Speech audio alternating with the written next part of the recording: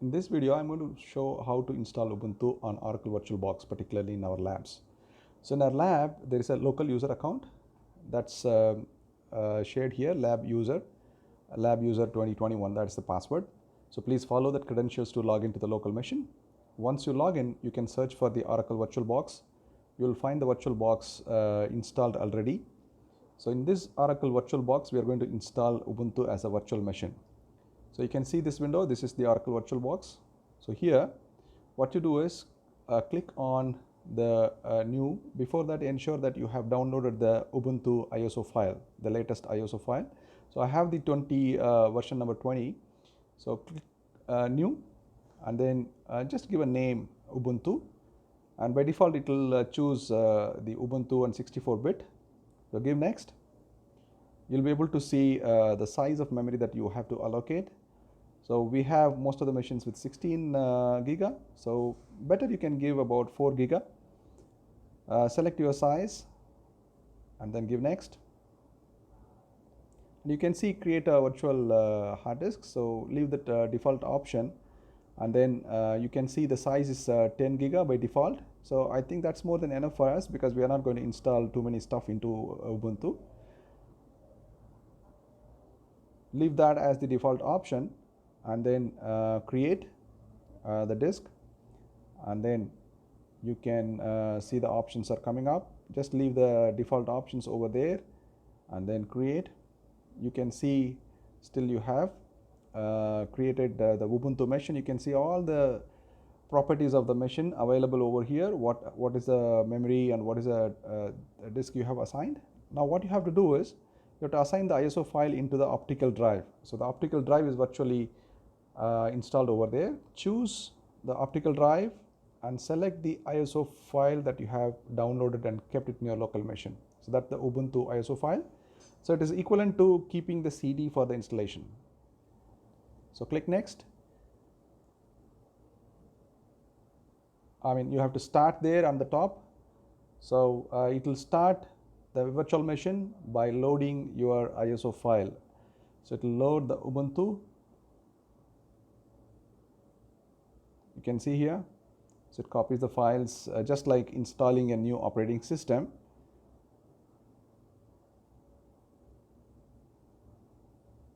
Just wait for a while, it will take some time depending on your machine's capacity.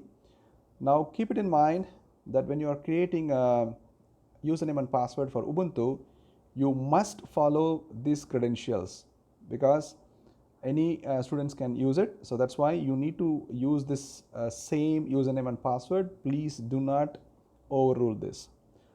So the username is CS311. The password is CS311@2021. So I'm going to share this as a separate text file. Please keep a note of it.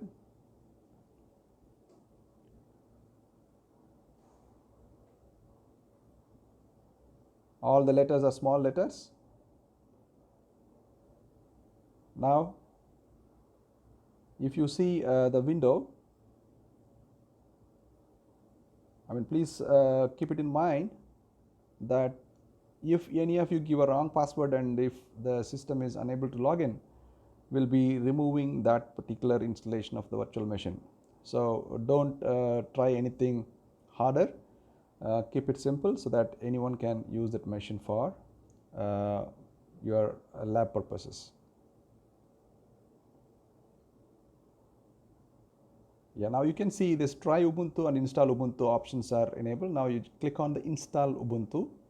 So leave those options by default, English, US keyboard, right? Here also don't give the download option because that will take more time. So disable that download option and then go next. Now you can see the installation type. So you can install the whole thing because this is going to be virtual and it's not going to affect your Windows machine. So leave everything. When you can erase also. So when you see the next window will be your location and your credentials. So this is what I said. Here you follow these credentials, whatever I'm sharing. So the username is supposed to be CS311. The password is CS311@2021. All are small case letters. Right, so it will take a while. this installation will take about 20 minutes to 30 minutes depending on your machine's capacity. So just wait until this gets completed.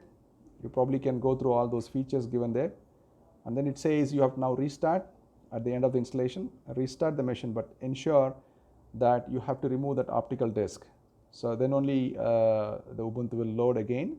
So again, go to the optical drive, remove that, and keep that drive as it is, like E drive, right? So now the optical disk has been removed. Now you can press enter. So it will restart and the VirtualBox will load with Ubuntu. So first time it will take a while, but you can see Ubuntu logo is coming up, it's booting up. In the meanwhile, you can see that this can be also displayed in the full screen. Go to view on the top, just click on the full screen. You can see the whole window has been changed to complete Ubuntu. Now this is the login credentials. Please remember this. Once you log in, you can still see this Ubuntu window is still smaller than the full screen window of the VirtualBox. So what you have to do is you can search for anything. You can on the top you can see activities. Click on that and search for anything. That is equivalent to pressing the Windows key. So just search for display. You have the display. You can change the size to a larger one depending on your display size available. So now you can see it occupies the entire screen. It looks much better. Now you can do anything as you wish. So you can see the browser is available, Mozilla is available. You can open that. By default, the machine is already connected to the internet. So this will also work. It will use the existing net connection. So you don't have to worry about establishing the internet. So you can use this browser for browsing. And in the meantime, I would like to tell you that we'll be frequently using what is called as a terminal window. Okay, so if you want to go to terminal window, again you press the activities and then type terminal, you will get it. So the shortcut is Ctrl-Alt-T for terminal. So we'll be most of the time we'll be invoking the commands and instructions through the command window. So that's it. Please install and ensure that you follow all these instructions, and your Ubuntu will be ready in your system.